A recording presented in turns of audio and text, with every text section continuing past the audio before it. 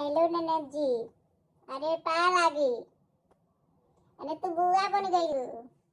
कब बे? टाइम नहीं बा।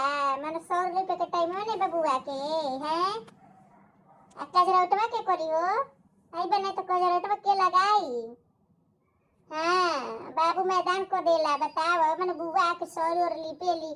आई बुआ स्टैंडर्ड बाटी जाके बहरे पढ़े लिया। तनी एमे था जा लेको भैरे मा जाई। ए बहिनी अरे आ जाई ये महाराज काहे ऐसा करत हई।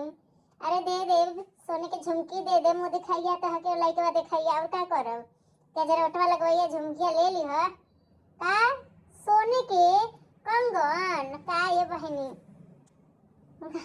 हम तो खुशी में दे दे हम तो न मांगे न कुछ। रउरे बस आ जाए देख ले काहे नहीं दे रउरे के तो के देब मान लो ननद बाटी तो देवे और रही के देब ना।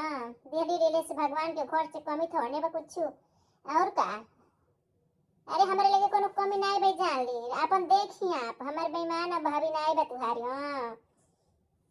हां झूलानी आए बहिन ना क्या मत को झूलानी के पहिरत बधइलत बाटी पहिरियत आ ले जी पहिन लियो।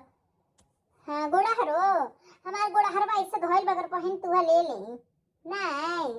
आजकल गोड़ा हर के पहिरत जान ली आजकल तो सब पतरा पतरा पायल पहिनेला हैं। मंग ओ बीमार बा मैडम के। अच्छा ए मोरी माँ ये बतावा भला उड़त रहना ऐसे लागत रहला कितना बड़हन उड़ के बनी है ये भाई ले। आ देखो ऐसे नहीं वैसे हो गइल।